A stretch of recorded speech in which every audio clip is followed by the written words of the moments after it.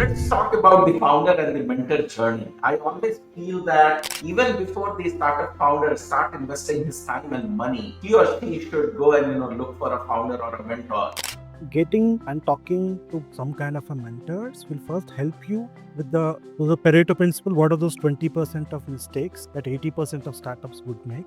Would give you a bit more edge in making more new mistakes, because you will make mistakes, you have to make mistakes.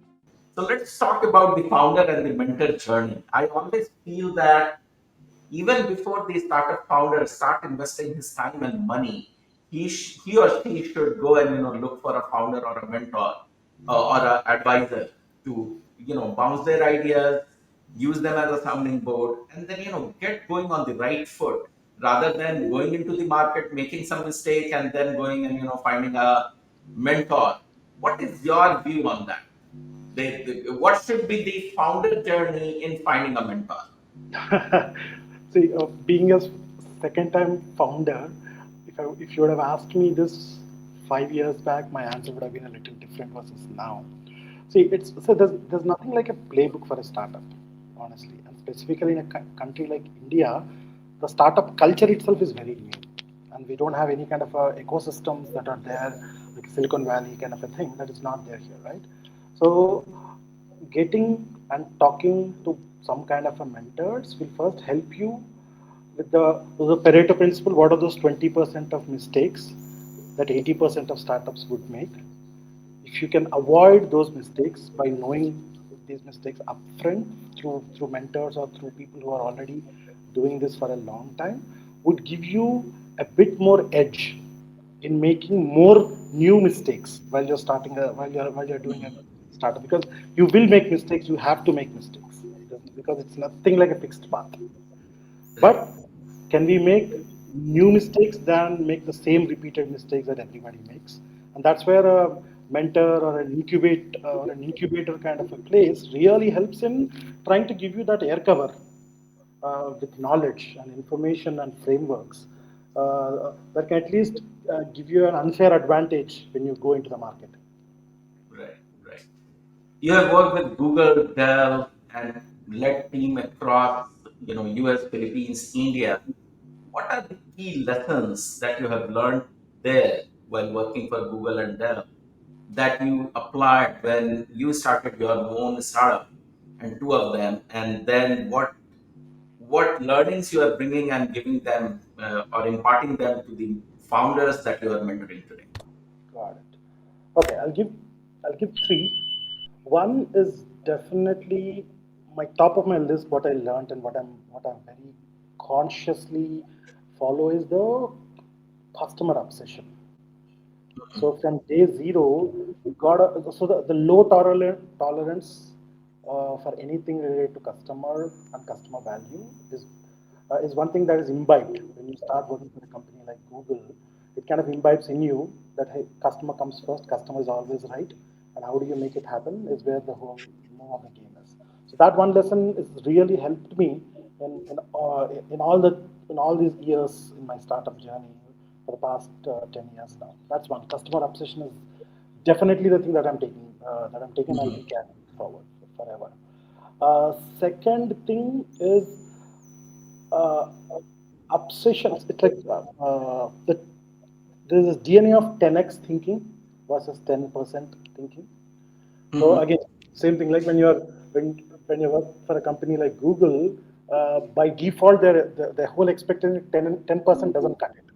You've got to think 10x in terms of value, in terms of revenue, in terms of everything. From in a big company it makes sense, but from a startup's perspective, every time it's all about can I give 10x value for that 1x of cost or the 1x of price Mhm. that we are taking from the customer, is the frame of the mental model that really helped even me convincing my first set of customers in my first startup or in my current startup. That attitude of hey, I'm going to create 10x value and I'm going to so first let me create the value and then I will capture the value. So Right. when Amazing. I'm able to show that delta of hey, this is the 10x value that I've created, now I have every right to capture that value through my pricing. Is a very good and it is a very fair balance from a customer's perspective, right? So that's my second thing. But third, and the funny thing that I messed up a lot in my first startup, and I'm improving my second startup. Like my strategy professor had a quotation, Steve Blank. He says, he has a very good quotation about startups. He says startups are like a temporary organization that are only built to find a repeatable and scalable business model. So Mhm. it's a temporary organization. So, but what we do when we come from big companies is we kind of think that startups are a miniature of a bigger company. So we start building a smaller organization based on the bigger organization. We start to mini version everything that we've done in the big company, and then start saying, okay, shouldn't we be having a product team? Shouldn't we be having a product management? So all those things doesn't matter until you have a PMF. So that's one thing that I had to unlearn. So it's a temporary organization first of all, and it's only there to find a repeatable and scalable business model. Until you have that, don't worry about building a company. Startup is not a company. Startup is an experiment. Startup is an experiment. A startup is not a company. Very good Absolutely. takeaway to give the right mindset to the founder. Startup is not a company, guys. It is a temporary thing. You need to build that mindset. Great, Kiran. Great. You have been advising and mentoring startup founders all over IIT, IST, T-Hub. T-Hub is such a mammoth organization, and the way it has been built, I love it. I've been there. Just the infrastructure and everything that goes into it. What are the most common mistakes that you see in early stage founders?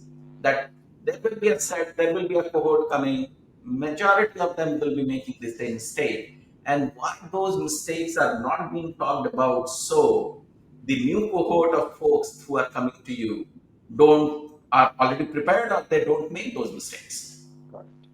Got it.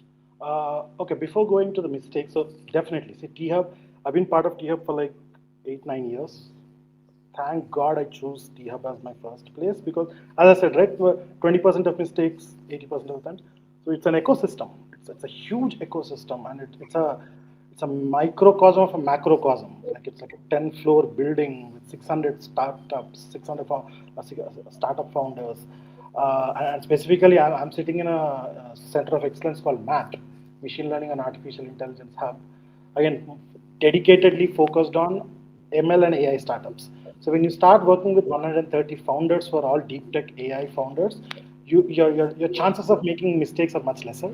Your chances of moving things faster are much higher. So definitely, I would recommend everybody to latch on to one or two incubators as soon as possible in their journeys of startups. I benefited, and I can definitely vouch for that. Now coming to your key mistakes that they make. So okay, I'll give three things, and I like to give everything in a mental model or a Yeah. framework for mentoring, so it's important. It's helpful for the startup founder also, right?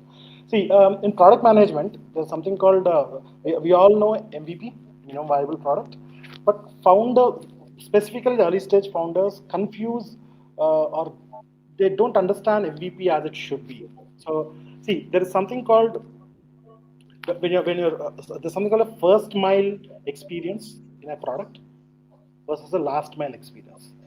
So Mhm. what I mean by a first mile experience is it doesn't matter how many modules you have in your product. It doesn't matter how big is your product. What matters is the first 5 steps that the customer takes to get into your to get into that value, the first big value unlock that happens. That needs to be very well orchestrated as a product manager when you're thinking from products perspective, right? So most of the time what founders do is like for this first mile experience they focus as a last mile in their product roadmap. How does the onboarding look? What is the first set of questions that you need to ask? What is the first set of experience that you need to show is the last thing that they think of after building all the core modules. Then what happens is the core modules and the gate doesn't fit to the core modules, because of which there's a lot of misunderstanding from the customer's perspective on like there's not that much of a value that they can extract at the initial phase. So one is on the product management side. Definitely on the product management side, it's the first mile experiences that really make or break your GTM. It's not the Right. it's not all the modules. It's the first set of modules, first set of 10 steps, first set of journey. which is the most important and most critical in product management that people miss out.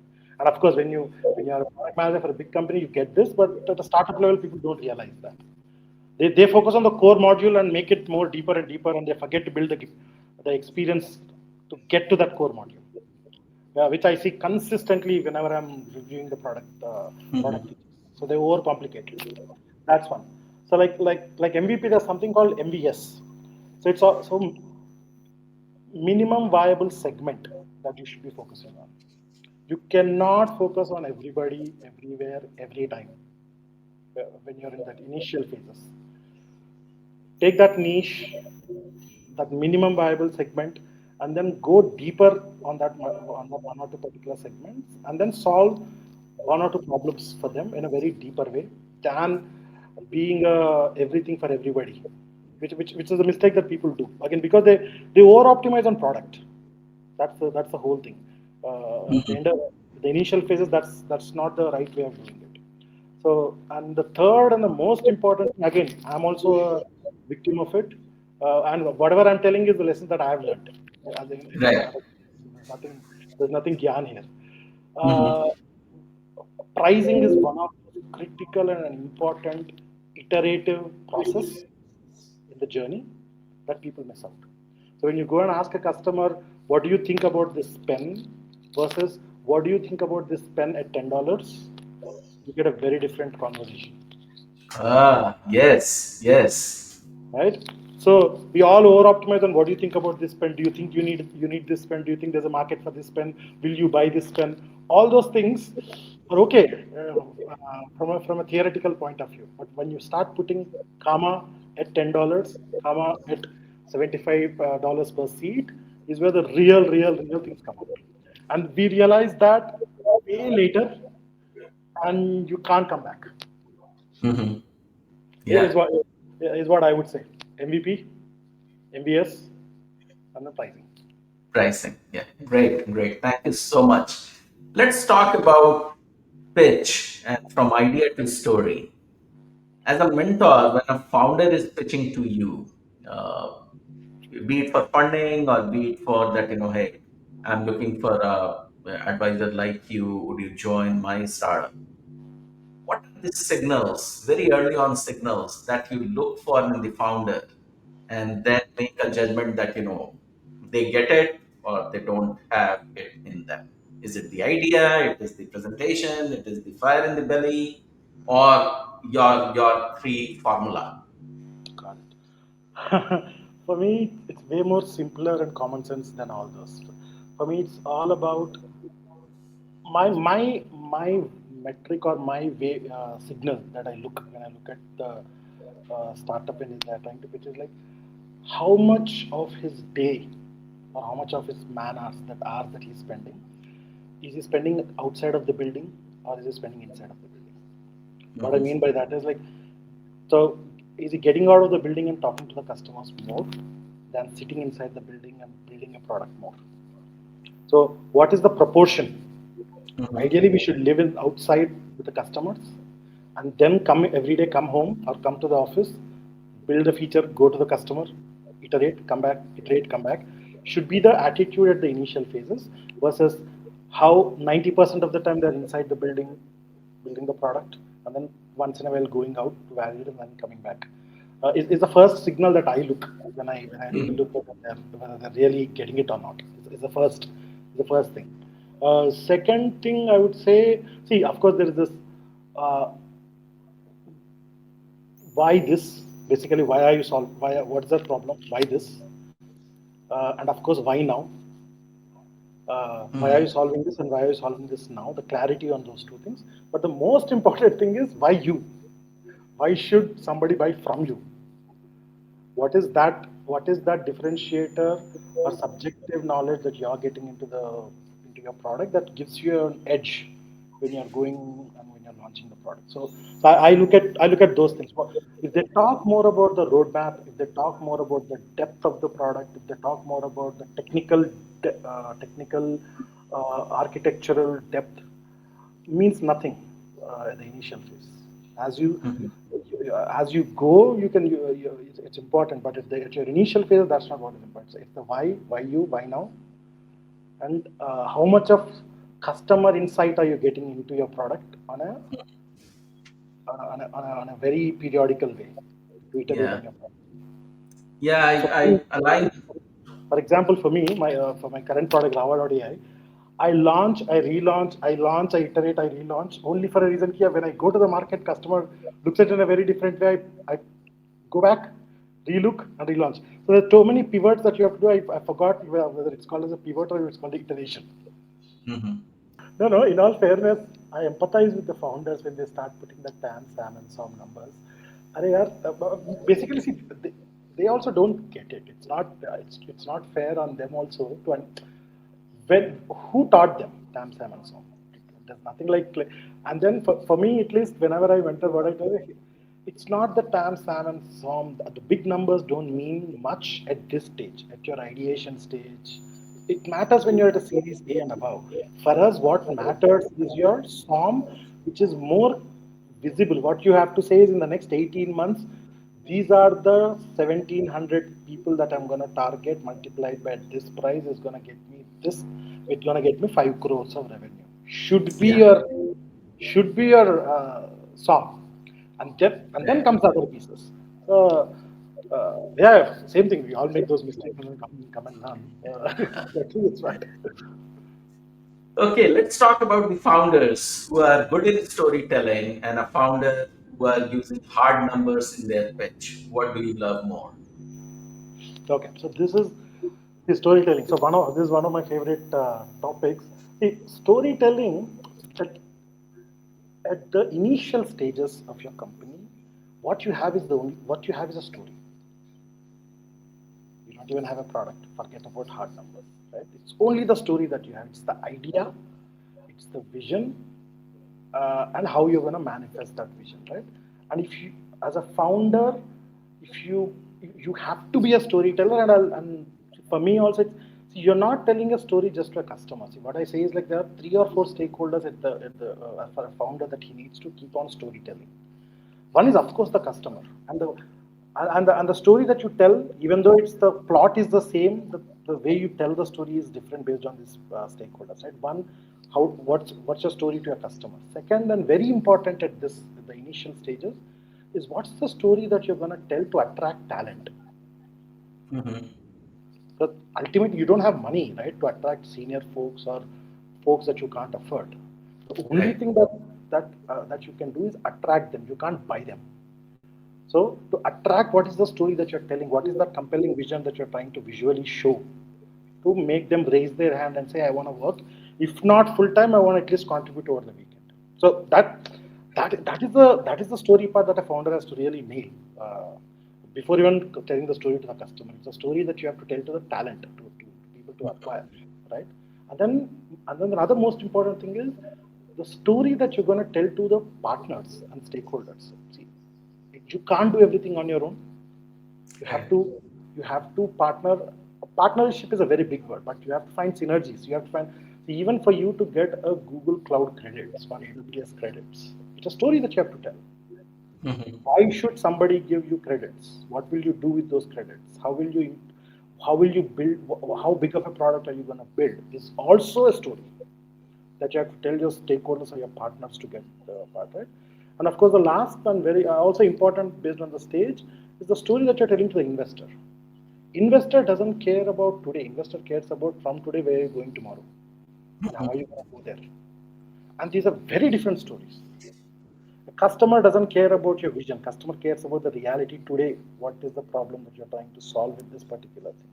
That requires you not moonshotting everything, but telling the compellingly convincing the customer that this is the problem that you have, and you need a solution. And can you try my solution?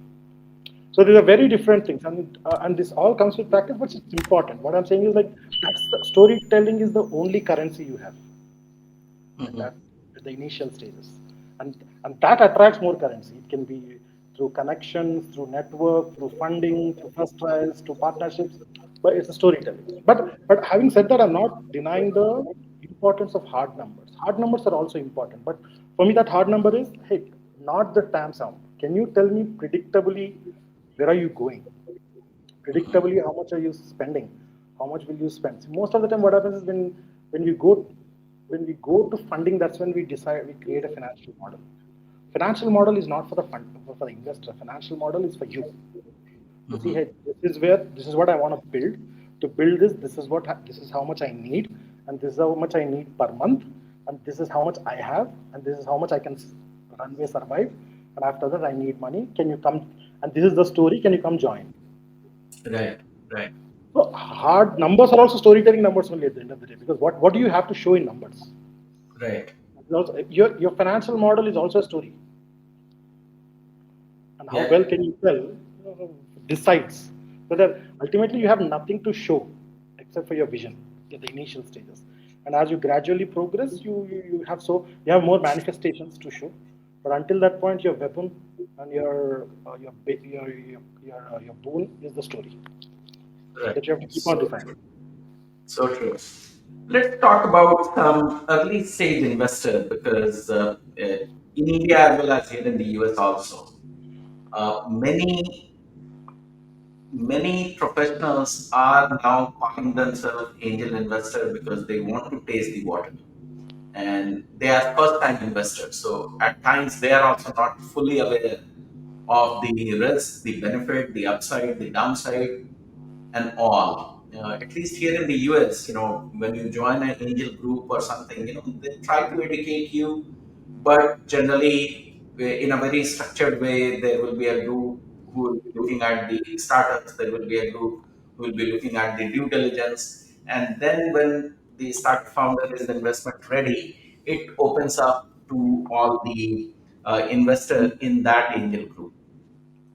I'm not sure about the process in India, but here in the US, there is another thing which is SPV business, the special purpose vehicle, where investors will write smaller checks and then that one check will go on the cap table of the founder. What early red flags do you see in early stage pitches uh, so that the first time investor could learn from the experiences that you have, Kiran, that, hey, these are the things which are highlighted in the pitch deck, or these are the things which are not there in the pitch deck, or in the founder, you should shy away from investing in that company. If you are considering there is a company and there is a founder, and this founder is trying to evaluate this as an investable opportunity. Got it. Okay, so I'll divide again the persona of an angel investor. If there's an investor, I'll put it into two cohorts. One guy who has money and who can only give money. That's the only value add that he can give to the startup. And there's another cohort of people who want to give their time and experience with some money. Right? Both are needed. Right. And I've taken money from both sides of people. Okay? Both have their own advantages. So for the first set of people, now because you're asking from an investor's perspective, if you're only giving money and money is the only thing that you can give, over optimize on the founder and the founder's credentials, and not that much on the problem that the founder is solving. Because if you don't have the acumen to really double click and see whether this problem is big, whether this market is big and all, I would rather focus on the jockey, not on the horse. So because the horse can change, and because these are angels anyways, initial stages may it's the founder loyalty that gives them the more returns. May not be in this startup, in the next startup, doesn't matter. It's the founder for me. And what is his maturity level, is the first important part. Focus on the founder. And second thing, also be very clear on, like, does the founder respect you for who you are? So most of the time what happens is, if it's only the money that the initial angel gets, as this founder becomes bigger, or his respect for the first guys will stop, or will slowly fizzle out. So, and that's a very bad, it's a very bad signal, very bad signal, right? So you gotta ensure that he's empathetic, and he respects you for who you are. And then Right. be with you for a long time. See, most of the time, what happens is like ultimately the hero here is the founder, not the investor. Mhm. Unfortunate that the founders make the investors the heroes. Investors are not the hero; it's the founder who is the hero. So we got to keep that balance. So that's on the guy who's only getting, who's giving the money and not him. Now on the other side, if there is a guy who is like well experienced, he's coming with something to the table. It can be technology, it can be product, it can be network, it can be access, and a bit of money. Uh, Definitely there should be a bit of money, honestly, because skin in the game only comes not when you're selling your hours, but when you're contributing your hours by giving by and also giving some money. So Mhm. there the signal that you should be looking at is how much on the other aspects that you're not good at is the founder uh, is the founder willing to teach you, to make you analyze, to make you understand where this is going, where the company is going. Again, what happens with the second cohort kind of people is after some point of time, even though the contribution, let's say if I get a technical guy who's giving technical help to me, it's the go to market that, every month or every periodically what I would ask because of my money, for my money, hey, what's happening, where is it going? He can't go more Mhm. deeper into it, right? So then you should invest in a founder who can take you as a buddy because you'll be part of the thing anyways, and think and keeps knowledge sharing with you and making you up leveling you also Mhm. other aspects of the fund of the startup, so that you also become matured in other aspects. Again, it's not the money for these other people; it's the money plus the multiplication of the contribution that they've given. So Mhm. I would go with the founder who can respect my talent, respect my contributions, but also up levels me, skills me, so that I can better help him. Got it. Got it. Let's talk about fundraising now and in the Indian startup ecosystem. What are your views and suggestions how a founder should approach fundraising?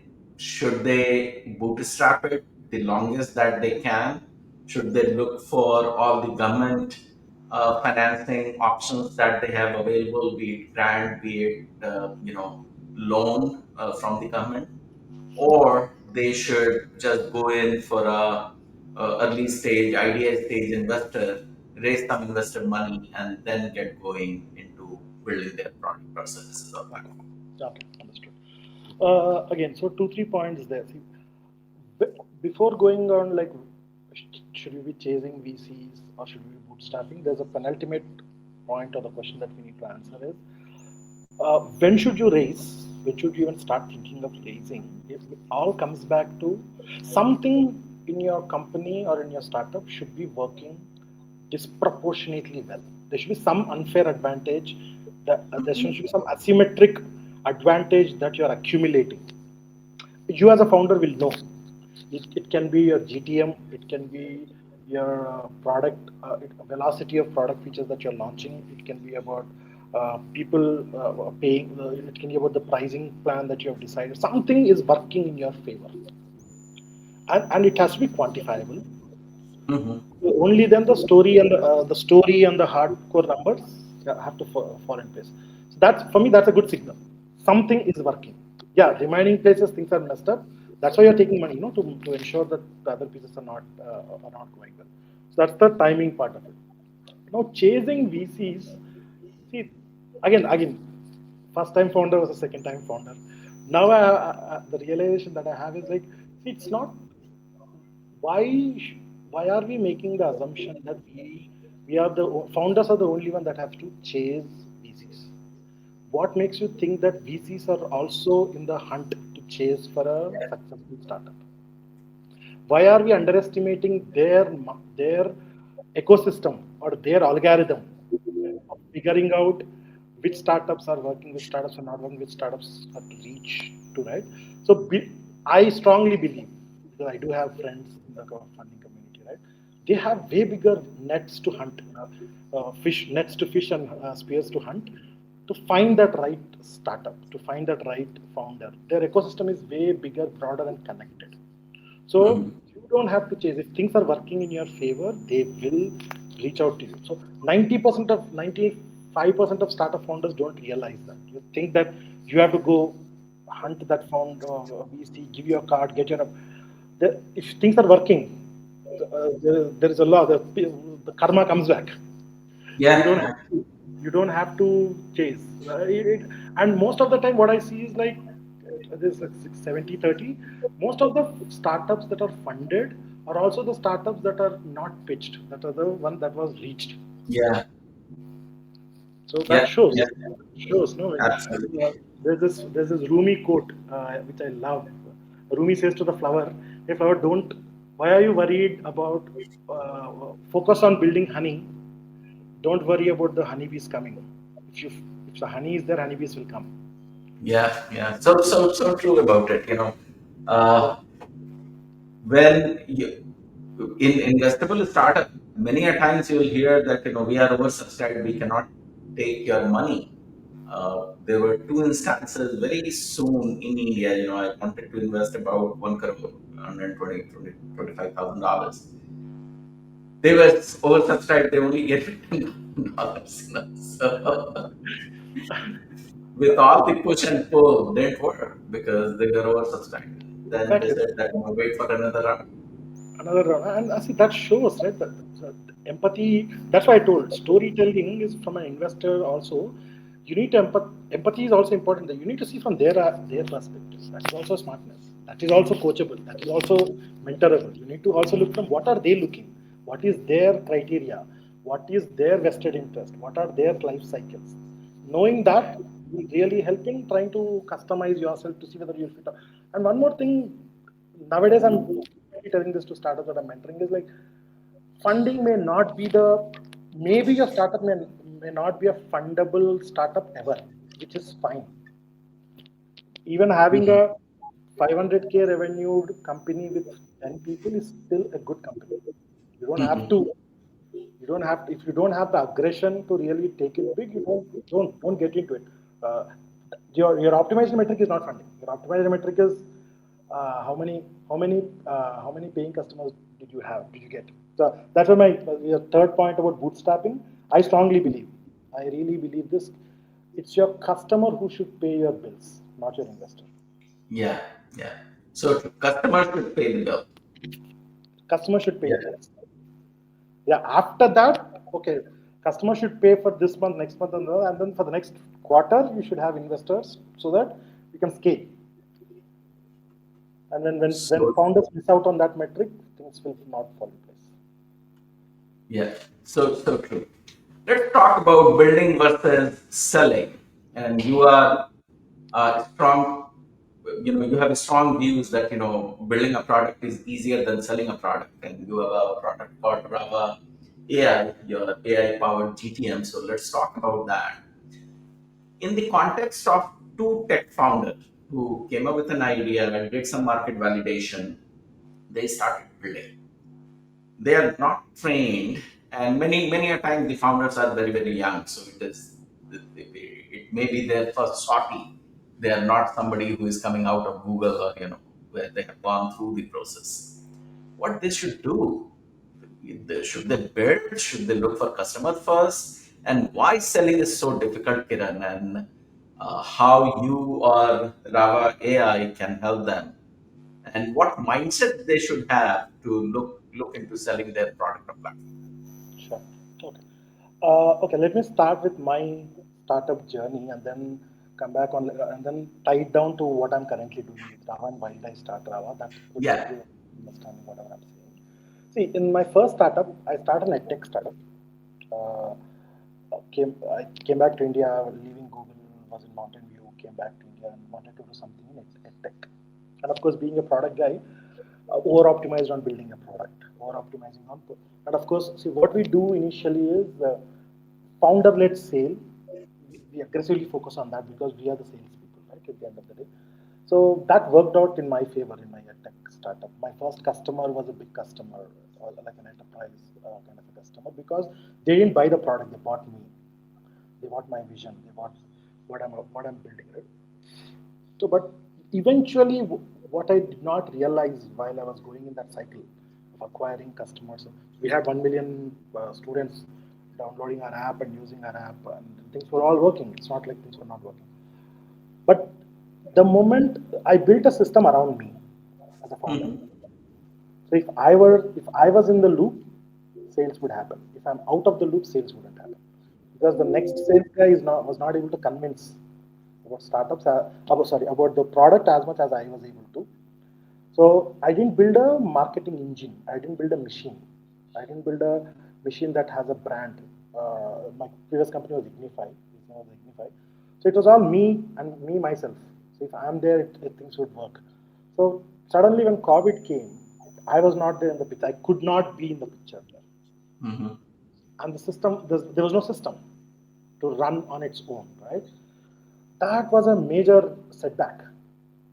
Of course, we figured out a way to exit and all, but then it made me think, hey, supposedly when you work for a company like Google, when you went international, when you came back, when you started something, how could you miss marketing? How could you miss going to market in a scalable way as a thing? Then it dawned on me that slowly what I realized is like we over optimize on building, and innately we are not humans are not good at selling. Selling is not a human thing. And selling and marketing as a concept came after industrial revolution, right? Industrialization, Mhm. after industrialization, Yeah. when there was more supply than demand, then you have to compete for that attention. Then marketing came into picture. The madman and all that era came into picture, right? So Mhm. innately we are builders. Cavemen build something, hunt something. They are physical. Uh, so then the selling as a DNA is not there, and we are inherently we don't try to put ourselves. And specifically for a country like India, it's very difficult to put yourself in front, kind of a thing, right? So that what I realized is like, hey, okay, no, and now the Gen AI wave came. So I exited from my previous startup when the Gen AI came. The first question that I asked is, okay, first of all, going the way it's going, 2.5 years back, right, versus today, where AI is going, like what could the 2027 marketing organization will look like in a big company or Mhm. small company? How does the dynamic change? Would the configuration of the construct be the same? And if AI is at the front, what happens? So that question piqued me a lot, and I spent like 8 months without writing a single line of code, by the way, before starting this company. I was very clear that hey, what can AI help in terms of selling? What particular parts can AI help in? Uh, then luckily, what happened? Okay, that made me go deeper into marketing. That made me go deeper into GTM. That made me go more deeper into sales. And then I tried to understand the taxonomy of it. At the end of the day, at the initial stages, to get your first set of followers or customers, AI can do AI can do a good job because marketing and sales are creative. They're not. You don't need to have a logical thing. It's all inspirational, creative. And that's why Mhm. marketing is the first use case that everybody goes to in Gen AI, right? But my thing was, how can we make it like a self-driving, like there's a self-driving car? Can there be a self-marketing company in the future where you just give your idea or you just give your product details and it has to go into the ether and find out the right set of cohorts, right set of customers, and give on the fly can it create. If I'm targeting Anshuman, can it create a personalized landing page for Anshuman selling my product to him, which is possible now because Namable and all can do all these things, right? So now the hyper personalization will be the name of the game in the future. So everybody, like there's a Netflix. When you open your Netflix and I open my Netflix, our Netflixes are different. Why? Because it's all predictive and it's all personalized. So marketing also will become personalized at scale. So AI can do. So that's what I'm trying to. I'm passionate about solving. Where Mhm. can AI do the heavy lifting with the initial phases and automate the stuff where ultimate what is the you know this better because you're most of your I learned so much from your posts also. At the end of the day, what is marketing, right? At the end of the day, you need to get traffic to some call to action into your Yeah. platform. At the end of it, that's what it is. Yeah. How you get it is where the mechanics of it, digital marketing, organic. But at the end of it, it's a click to that landing Yeah. page. Simple. Absolutely. So now Ulta. So now can I create an algorithmic way of figuring out, hey, Anshuman, these are the 7 people who went through this path and they're ready to click. Can you go ping them, or can I send a sales email to them in a personalized way? Human in the loop, you say yes, I send it. Once you start doing this at scale, things will fall in place. And that's what I'm focused on. And that's what, and there's a gap. There's definitely a gap. There's no denial in it. Now I'm trying to see how I can make that moonshot of self-marketing company in the future. Still here, I'm just building the steps and then trying to build our first version and then going to the market.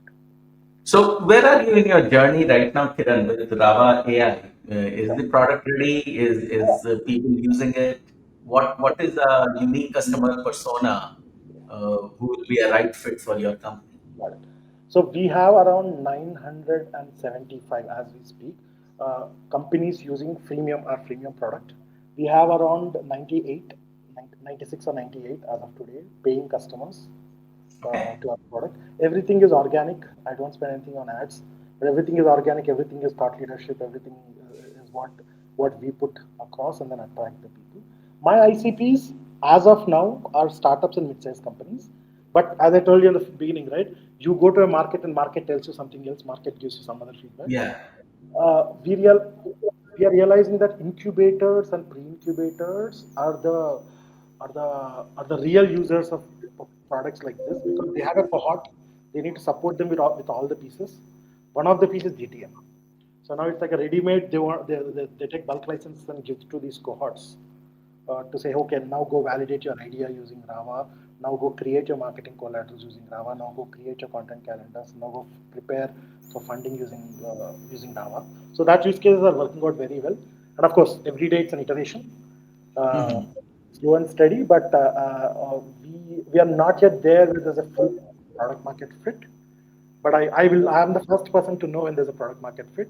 But we are there yet, but we are not completely there. Mhm.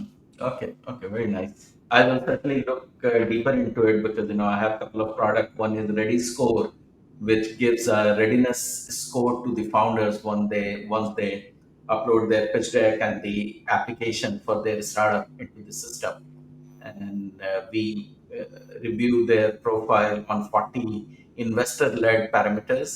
We also give them, which are the investor or angel groups who might be interested in them, where do they stand from their global competition, and how to approach those investors through various modes, what these investors are more receptive to. So all those things, and we are selling it for You $49. should, you I should, you think should. India will be a great country because of the volume of startup founders that we see there.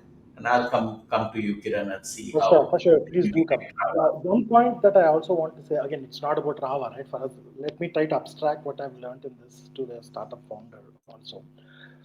One thing I strongly believe now, after going through this much of rigmarole, is like the, your first 10 unaffiliated paying customers, the journey that you go through to get to those first 10 unaffiliated paying customers is the most valuable experience and experiment that you can do. And Mhm. those 10 people will actually decide your product roadmap. Whatever you thought is the product roadmap is not the road. It's just whatever you thought as a product is just to get those first 10 people. It's how you get, what did you tell them to come to your funnel? How did you convince them to go into the funnel? That is the most validating experience that every startup founder should optimize at the initial phase Mhm. of the distribution, right? So your moat is not in the code anymore, right? Coding has killed it. Your moat is Mhm. in the distribution. Yeah, yeah.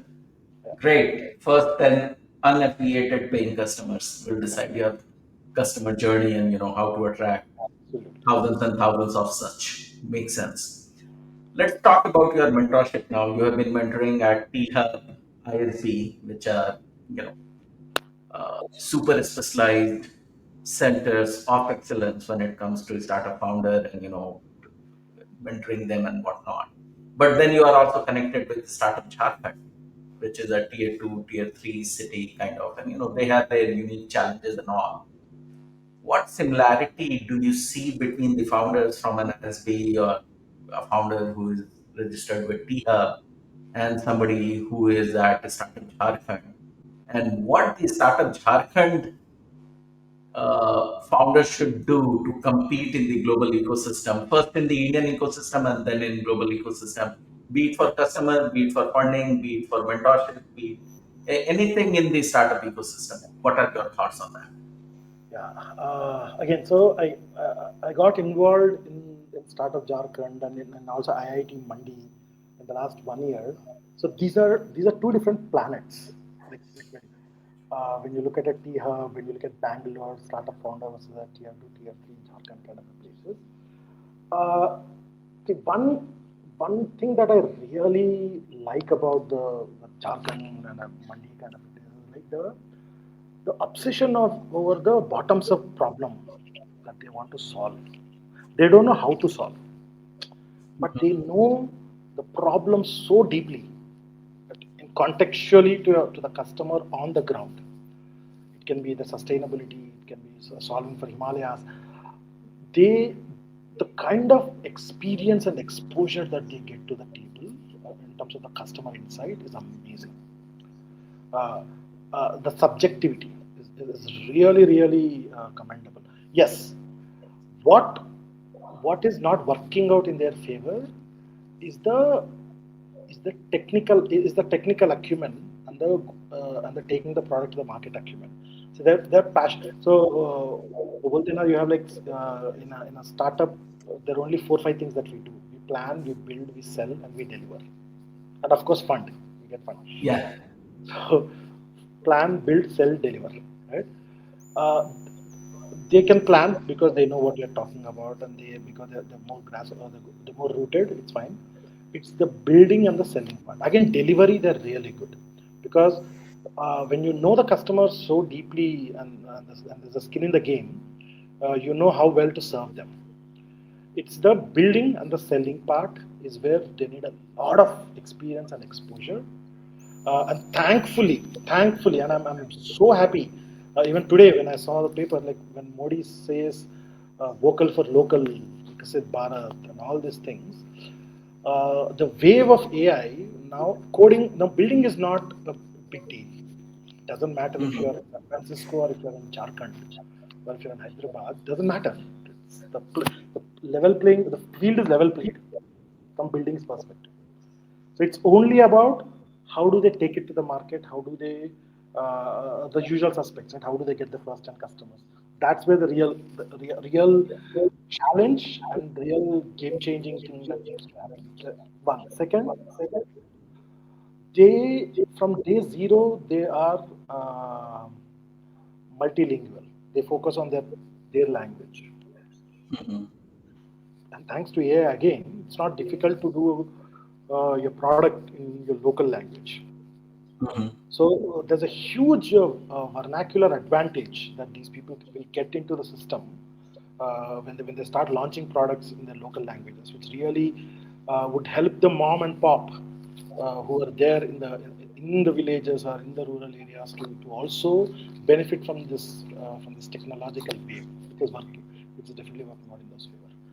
Now, the two things that are working in T hubs, kind of a T hub or urban place, they because by nature we are very curious as Indians, and of course, we export a lot of software talent to US, right? Right.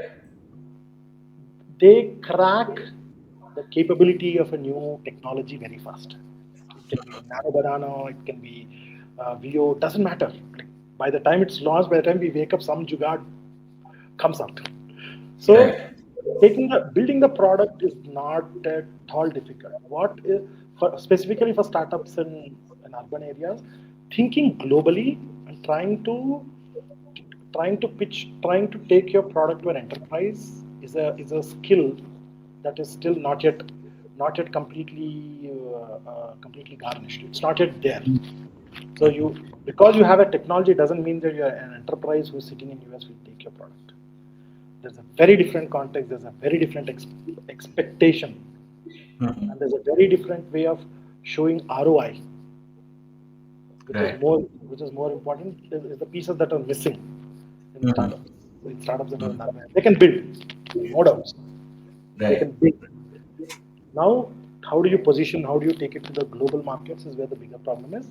And unfortunate, somewhere there's this thing we cannot serve to Indian customers. We have to go global from day zero. We have to serve the US market. You have to earn in dollars versus versus in rupees. Is there? It's okay. That's the reality of it. But it requires a very different skill. The one point there I would say is like, see, again, I'm always in favor of the startup founder. It's the ecosystem that is not treating, teaching, orienting the startup founder. I have not put the whole blame on the founder as well. See, again, the discussion that we had before, right? Optimization is on funding mostly, and when you think optimization is from funding, of course, investors want to go big because to go big you have to go global, but there's a necessary and sufficient condition for somebody to invest is that you have already have some traction, you already built something, you already going. So they see the what is visible and they don't see the invisible aspects of who are getting funded and why are they getting funded, at what stage are they getting funded, what is Mhm. that unfair advantage that they have. They don't see all that iceberg can each जो भी है. They only focus on, Yeah. okay, to get funded we need to go global, so let's go global. We need to be an enterprise. We can't be a small SMBs. We can't serve startups because startups don't have money.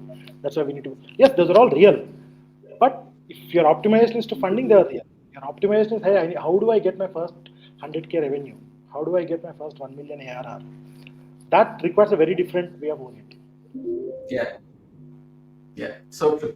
So we are coming at the last segment of our podcast today, Kiran, and you have so much wealth of knowledge. I would certainly like to do much more with you, and maybe when time permits, I would like to record you on some specific topic for the benefit of the founders, so that they can be mentored with the experience that you have and that you have built along the years. So I'll certainly reach out to you. Give us three unfiltered advice to the first time founder, what they should certainly look for and not make major mistakes, which is going to harm them in future. And one thing I say that, hey, make your legal documents perfect. Don't start with a fuzzy, unwritten contract, even with your brother who is going to become your co-founder in the company, because who knows what entails in future. So, what are your three unfiltered advices for the first time founder? So again, I'll go. For me, there's nothing like Gyan. Everything is through my own experience. So whatever I say is coming from the skin. I have too many scars on my back. So one, I have this meme, and in fact, I have a poster that my team made for me because I speak about it a lot. I call it MIB. For me, it's always money in the bank. The first thing that the founder has to over optimize it, have money in the bank, get money Mhm. in the bank, optimize for money in the bank, and then start thinking about other things. So Mhm. so a sales guy says that revenue is coming, sir. It's almost there. Product manager says that if we launch this feature, we're gonna get. Everybody tries to postpone the money in the bank discussion. But as Right. founders, the first thing, focus on money in the bank is the first part. Second thing, I totally agree with you on the terms that you need to set with your team members, with your founders, with your first set of customers, and your first set of investors is very important. Every मस्तक में कुछ भी नहीं रहना, पुस्तक में रहना सब कुछ. The So and it true. should be so that even though it's awkward, it's weird at that level, but it helps you. It helps you a lot in the next set of the things. And third and most important thing, it's a very lonely journey. Startup is not easy. Startup is not for everybody. It's a lonely journey, but it makes you self realize.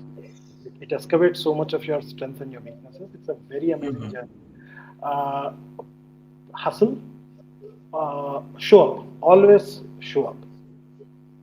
Whatever is Mhm. okay, just show up. Things may fall in place, may not fall in place, but things will accumulate at the end of the day. So don't give up. Great. In the world of AI, any predictions, 3 years, 5 years, how the startup ecosystem is going to look? Wow, that's a podcast. No, no. Quickly, I'll tell you. See, there are these inflection points I read a lot of economic books. For me, when I look at everything, I look at the macro picture. There are these inflection points that are happening because of Gen AI and all. See, uh, startups don't have any unfair advantage when you're competing with incumbents, because it's very unfair. Because if you don't have a moat like the way your incumbent has, you don't have a brand like the incumbent has. You cannot compare yourself with the incumbent and say that I'm better. Better is not a game anymore in the Mhm. game. The game is changing the rules of the game. Basically, figure out that wedge, or figure out that thing that everybody is trying to look for. Because everybody is AI, have to become AI first now. Lucky us, we don't have any legacy. Incumbents have a legacy. Now, how do you figure out a way to have that leverage on your side and then play to that, uh, so that everything is AI first now. Everything should be reimagined. So be that first mover who can reimagine an industry, a niche for a problem or for a thing, and then take it forward. You don't have to Right. become a millionaire. You don't have to get a $1 billion valuation. First, get your first $1 million. Yeah, yeah, yeah. And look at Zoho; it is competing with Microsoft. Exactly, So exactly. That's the point.